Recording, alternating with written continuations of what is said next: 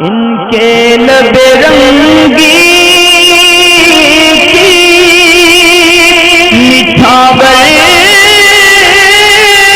تھی کہ جس نے کھانے پینے کے تعلق سے جیسے اوجھڑی وغیرہ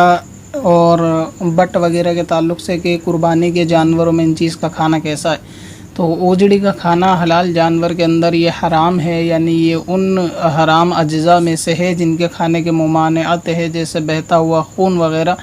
تو یہ اسی کے اندر اوجھڑی ہے، اس کا کھانا بھی جائز نہیں ہے۔ اور بٹ کا جہاں تک تعلق ہے، بٹ کھانا جائز ہے، بٹ کے علاوہ جو آنتے وغیرہ ہیں اس کا کھانا بھی منع ہے، وہ بھی کھائی نہیں جائے گی۔ اچھا، خون کے تعلق سے اور سری پائے وغیرہ بارے میں بہت سارے لوگ پوچھتے ہیں، تو سری پائے وغیرہ قربانی کے گوشت سے یہ کھانا جائز ہے۔ اس طرح یہ بھی سوال ایک آیا تھا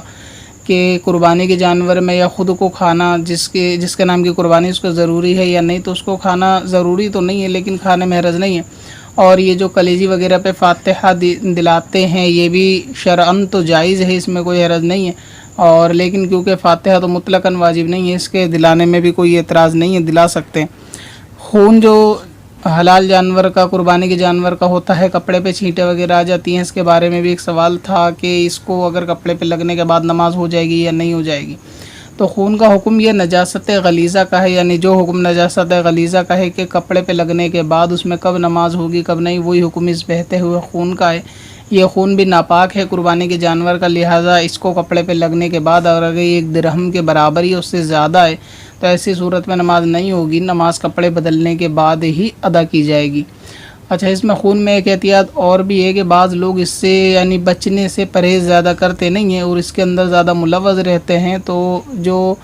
بلا وجہ یعنی جن کا یہ کام نہیں ہے گوشت وغیرہ بنانے کا یا قربانی کے تعلق سے، اور وہ بچتے نہیں ہیں اور خون کی چھینٹیں کپڑے پر یا ہاتھ پر ان کے آتی ہے، تو وہ شخص گناہگار بھی ہوتے ہیں کہ پاک چیز کو ناپاک کرنے کا حکم ہے۔ اسی طرح اعلیٰ حضرت امام اہل سنت نے فتاوی رضویہ شریف میں بھی فرمایا ہے کہ بلا وجہ شرعی پاک چیز کو ناپاک کرنا یہ حرام ہے، تو لہٰذا اگر آپ کا ہاتھ بالکل پاک ہے تو اسے زبردستی خون کے اندر سنانا یا خون کو اس کو چھوانا یا کپڑوں وغیرہ پہ خون کی چھینٹیں آئے تو اس سے نہ بچنا،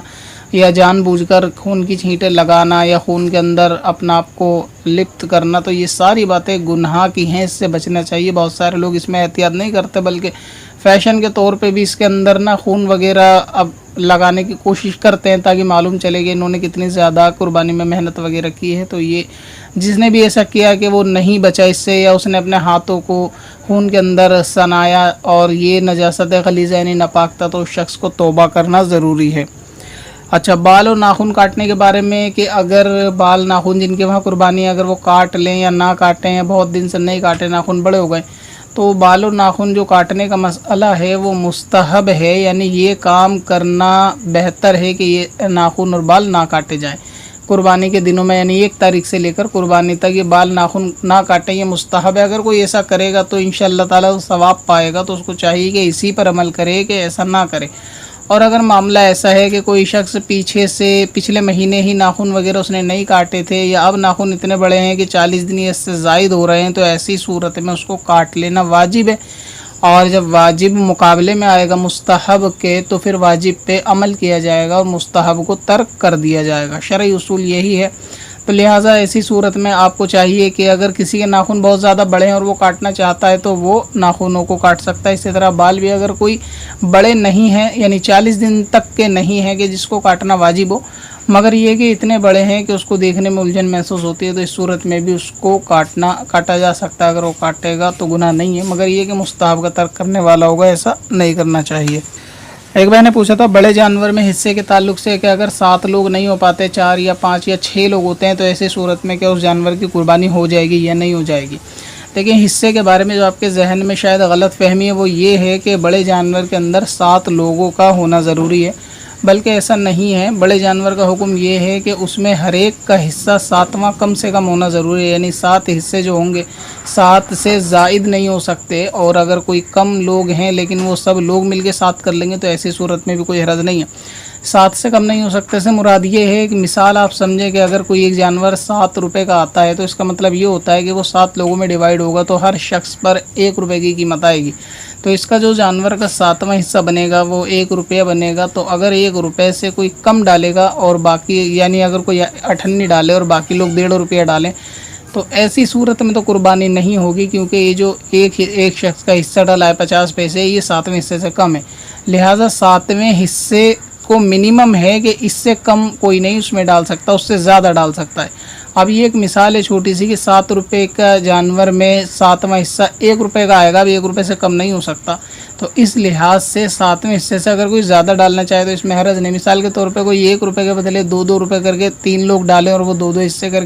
کر لیں اور باقی 7واں حصہ 1 لے لے تو یہ بھی جائز ہے. اب جیسے بڑے جانور میں آپ نے کہا کہ 5 یا 6 لوگ ہو جائیں گے تو اس میں بھی کوئی حرج نہیں ہے. اگر 5-6 لوگ ہو جاتے ہیں اور ہر ایک کا حصہ 7ویں حصے سے زیادہ ہے, یعنی جتنا 7 لوگوں میں ڈیوائیڈ ہوگا ہر شخص اس سے زیادہ حصہ اگر ملا رہا ہے, یعنی کوئی مطلب کہ کوئی 2 حصے لے رہا ہے, کوئی 3 حصے لے رہا ہے, اس صورت میں اگر یہ زیادہ کر دیتے ہیں تو کوئی حرج نہیں ہے. مثلاً ایک جانور ہے, اگر کوئی شخص اس کے اندر جیسے 5 لوگوں نے حصہ لیا مگر اس میں سے ایک شخص ایسا ہے کہ وہ ڈبل حصہ لینا چاہتا ہے تو اس کی بھی گنجائش ہے.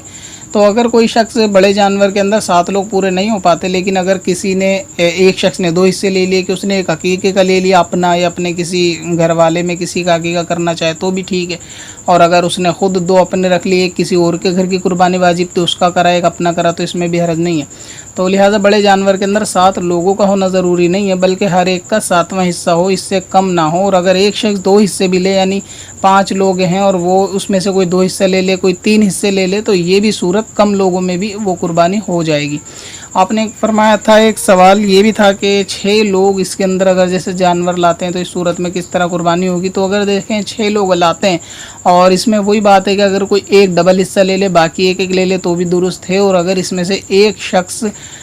یعنی سب ایک حصہ لیں اور باقی بچا ہوا ایک حصہ سب مل کر اگر ایصال ثواب کے لیے سرکار مدینہ صلی اللہ تعالی وسلم کو کے نام کا اگر کریں گے تو اس میں یہ بھی جائز ہے. یعنی جس طرح ایک بکرا کسی ولی کے یا نبی کے ایصال ثواب کے لیے سب مل کر خریدیں گے تو اس میں بھی ایصال ثواب کے لیے وہ قربانی ہو جائے گی, ٹھیک اسی طرح ایک حصہ یہ ایک بکرے کی برابر ہوتا ہے. تو ایسی صورت میں اگر سب مل کر وہ ایک بچا ہوا حصہ غوث اعظم رضی اللہ تعالیٰ عنہ یا اپنے پیر و مرشد یا کسی بھی ولی کے ایصال ثواب کے لیے کرنا چاہیں تو یہ بچا ہوا حصہ اسی قربانی کے حصے میں ایصال ثواب کے لیے بھی شامل کیا جا سکتا ہے, اس میں کوئی حرج نہیں ہے. مثلاً یہ کہ 6 لوگوں نے ایک بڑا جانور خریدا, انہوں نے سب نے ایک اپنا حصہ قربانی کا لے لیا اور سب نے مل کر کہا کہ بچا ہوا 7واں حصہ حضور علیہ السلام کے نام کا ہے تو یہ جائز ہے, اور اس کا گوشت بچا ہوا سب آپس میں تقسیم کر لیں گے. اچھا, مرحوم کے نام کی قربانی کے بارے میں بھی آپ کا سوال تھا کہ اگر مرحوم کے نام کی قربانی کرائی جائے گی تو اس کے گوشت کا کیا حکم ہے. تو مرحوم کے نام کی قربانی کے گوشت کے اس میں 2 صورتیں ہوتی ہیں. اگر مرحوم کے نام آپ ایصال ثواب کرنا چاہتے ہیں, جیسے ابھی بیان ہوا کہ ایک حصہ آپ زیادہ لیں گے کسی مرحوم اپنے گھر میں کسی کے بھی نام کا اور ایصال ثواب کے لیے آپ نفلی طور سے کرنا چاہتے ہیں, تو اس میں گوشت کا وہی حکم ہے جو آپ کے گوشت کا حکم ہے کہ آپ کو اختیار ہے, آپ اس کے 3 حصے کریں, 1 کریں, سارا بانٹ دیں, یا آپ کے اختیار, اس میں کوئی حرج نہیں ہے. اور اگر مرحوم کے نام کی قربانی اس طرح ہے کہ مرحوم نے وصیت کی تھی کہ آپ کو قربانی کرنی ہے یا اس کی طرف سے کوئی لازم والی قربانی ہے, تو ایسی صورت میں آپ کو سارا گوشت وہ تقسیم کرنا ہوگا, آپ اس کو رکھ نہیں سکتے. مثلاً یہ کہ آپ کو کوئی وکیل بنا کر گیا ہے اور قربانی کرانے کے لیے ان کا انتقال ہو گیا, اب ان کی طرف سے آپ کو قربانی کرانی ہے یا انہوں نے وصیت کی تھی قربانی کرانے کی, تو ایسی صورت میں تو آپ کو سارا گوشت غریبوں میں تقسیم کرنا ہوگا. اور اس کے علاوہ اگر آپ اپنی خوشی سے کرانا چاہتے ہیں, کوئی لازم واجب آپ کے اوپر نہیں ہے, ان کو ایصال ثواب کے لیے کروانا چاہتے ہیں, تو وہ گوشت بھی آپ چاہیں غریبوں میں رکھیں یا وہ سارا گوشت بانٹ دیں, اس میں آپ کو اختیار ہے, اس میں شرعاً کوئی حرج نہیں. اور یہ بڑے جانور میں بھی مرحوم کے نام کا حصہ ڈالا جا سکتا ہے. پتھر میں حسن